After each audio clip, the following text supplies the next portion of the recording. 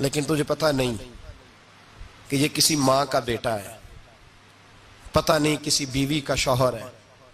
ایک ہمارے دوست ہیں، بزرگ ہیں، ان کا داماد فوت ہو گیا، نشہ کرتا تھا۔ تو میں تعزیت کرنے ان کے گھر پہنچا تو کھڑے ہو گئے ہاتھ باندھ کے، کہنے لگے حضرت صاحب باقی ساریاں گلاں چھڑ دیو، صرف نشے تے تقریر کریا کرو۔ وہ جب جیتا تھا تو تب بھی اس کے بچے یتیم ہی تھے، یتیم ہی تھے۔ میری بیٹی جب میرے گھر آتی تھی اور میں اپنے پوتوں کے اترے کپڑے اسے پہننے کو دیتا تھا تو میرا کلیجہ پھٹتا تھا، اور میری بیٹی اس کی زندگی میں بھی بیوہ کی زندگی گزار رہی تھی۔ وہ میری بہوؤں کے اترے ہوئے کپڑے پہنتی تھی، کوئی دعا کرو، کوئی جلسے کرو، یہ لت ختم ہو جائے۔ اور کہنے لگا اب میرے وہ چلا تو گیا ہے، دادا دادی اس کے پہلے کوئی نہیں، چچا ہے کوئی نہیں، جب تک تو میں زندہ ہوں ان نواسوں کو کوئی روٹی کا لقمہ، کوئی کپڑا مل جائے گا، لیکن سوچتا ہوں میں بوڑھا ہوں، مر گیا تو ان کو کوئی پوچھے گا بھی نہیں، کون ان کی خبر۔ اتنا ظلم اس قوم سے، اتنی زیادتی، اور آرام سے لکھ کر لوگ گزر گئے کہ یہ 70 لاکھ ہے، ان کا درد تو سمجھو، تکلیف تو سمجھو۔ 7 فٹ کا سونا جوان اور نشے کا عادی ہے تو کسی نالی میں پڑا ہوا ہے۔ اور میں نے کہا اس قوم کے ساتھ اس سے بڑا بھیانک مذاق کیا ہوگا۔ حضرت ام سلمہ رضی اللہ تعالیٰ عنہ کہتی ہے میں نے عرض کی یا رسول اللہ صلی اللہ علیہ وسلم میری بچی بڑی بیمار ہے، تو مجھے کسی نے کہا ہے یہ تھوڑی سی نشے والی چیز ہے، یہ بنا کے تیار کر کے دو، صحیح ہو جائے گی۔ بیمار ہے بچی تو یہ نشے والی چیز ہے، اس کو تیار کر کے دو، تھوڑا نشہ ہے۔ اگرچہ بعض، میں نے شروع میں کہا، بعض لوگ مریض کو، سخت مریض کو ایسی ادویات جو مجبوری بن جائے اس کی گنجائش اور اجازت دیتے ہیں۔ محتاط علماء تو اس میں بھی بہت ساری چیزیں پہلے بیان کرتے ہیں، لیکن اس نے کہا جی میرا نشہ دینا ہے شفا کے لیے۔ تو حضرت ام سلمہ کہتی ہے میرے نبی پاک نے میری طرف دیکھا، میری طرف، تو میں نے کہا یا رسول اللہ آپ کیا فرمانا چاہ رہے ہیں؟ تو نبی پاک نے فرمایا ام سلمہ کبھی ناپاک چیز میں بھی شفا ہوئی ہے، کبھی ناپاک چیز میں بھی، کبھی شراب اور خمر میں بھی شفا ہو سکتی ہے۔ شفا رب کریم نے رکھی ہے پر شہد کے اندر رکھی ہوئی ہے، شفا اللہ نے رکھی ہے قرآن مجید میں رکھی ہوئی ہے، تو اس میں بھی کبھی یہ حضور نے بیان کیا ہے کہ اس کے اندر شفا ہو سکتی، تو امت کتنی دلیری کرتی ہے جو یہ مشورے دیتی ہے کہ اس کے اندر نشہ ہے، شراب ہے، تو کھانسی چلی جائے گی تو فلانی بیماری چلی جائے گی۔ نہ آؤ ان چیزوں پہ، نہ اپنے ایمان کو خرابی دو، اور نہ ایسی باتیں کرو جس سے کہ ڈائریکٹ رسول اللہ صلی اللہ علیہ وسلم کے واضح ارشادات کی مخالفت ہو۔ میرے نبی پاک صلی اللہ علیہ وسلم نے فرمایا، اور پھر کچھ لوگ کہتے ہیں تھوڑی پی ہے جی۔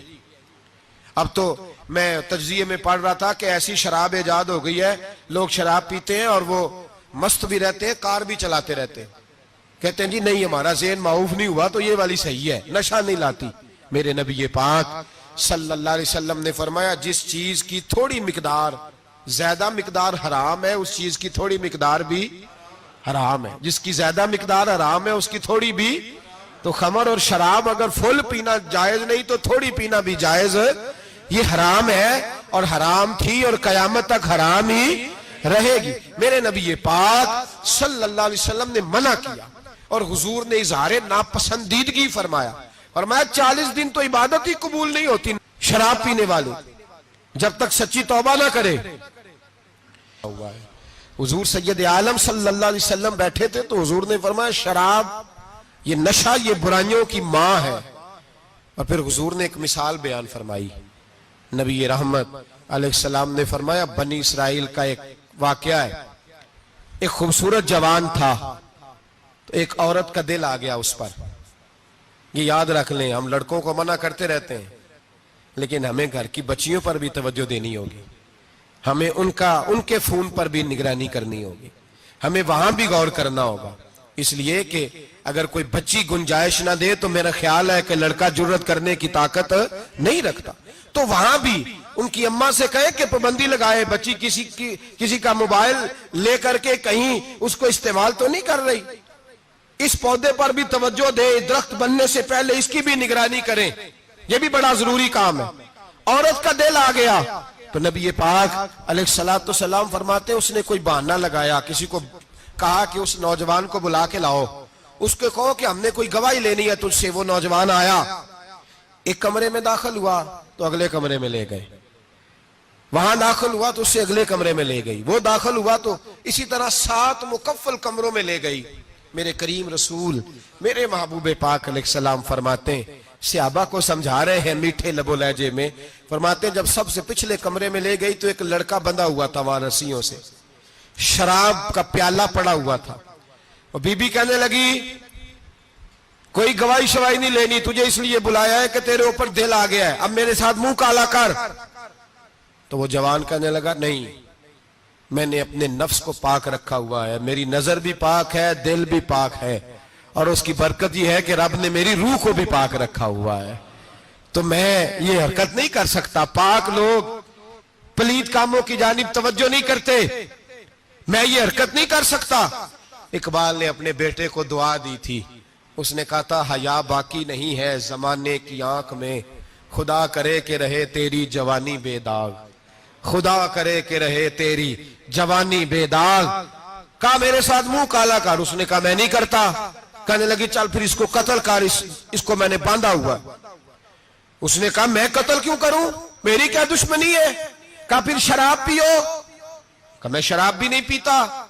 تو وہ کہنے لگی اب تو میں نے تجھے اپنے چنگل میں پھانس لیا ہے، اب تو یہاں سے بچ کے جا نہیں سکتا، اور اگر تو باہر جائے گا تو میں شور کروں گی، لوگ جمع کروں گی، اس نے میری عزت آبرو پہ ہاتھ ڈالا ہے، تو بچ تو نہیں سکتا، ایک کام تو کرنا پڑے گا۔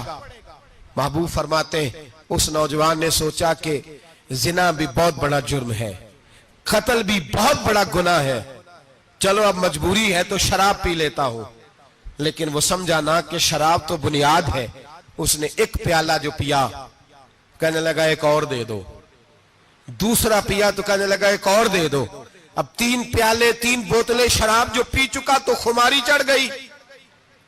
اب اس عورت کے قریب جانے لگا کہ میں تیرے ساتھ زنا کروں گا۔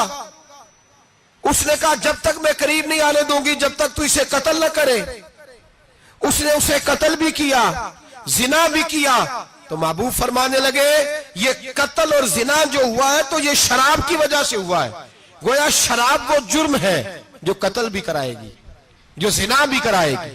اور اگر آپ نشئی کو دیکھیں، اگر آپ شرابی کو دیکھیں تو کیا وہ ڈکیتیاں نہیں کرتا پھرتا، وہ چوریاں نہیں کرتا، وہ اپنی ہی ماں کا زیور نہیں بیچ آتا، وہ اپنی ہی بہن کا پڑا ہوا جہیز نہیں بیچ آتا، وہ اپنے ہی گھر میں ڈاکے نہیں ڈالتا، وہ اللہ کے گھر مسجد میں آ کر کے چوری نہیں کرتا۔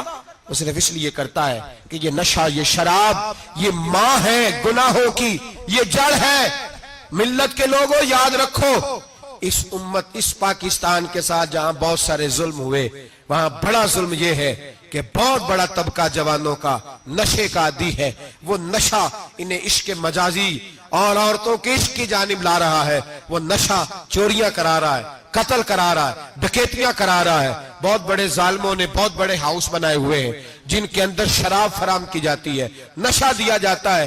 میں نے تو ایسے ایسے لفظ سنے کہ الیکشن کے دنوں میں ووٹ لینے کی خاطر سیاستدان انہیں نشہ فراہم کرتے ہیں، انہیں باندھ کے رکھتے ہیں، روز تمہیں پڑیا ملے گی، ووٹ ہمیں ڈالنا۔ اتنا ظلم، اتنی زیادتی، اتنا جبر، ایک انسان کے ساتھ کھیلنا۔ لوٹ آؤ، پکڑو ان کا دامن، اپنے گھروں کو بچاؤ، اپنے دوستوں کو بچاؤ۔ جاگو جاگو امت کے لوگوں، جاگو، میرے نبی پاک صلی اللہ علیہ وسلم کے کلمہ گو لوگوں کو بچاؤ۔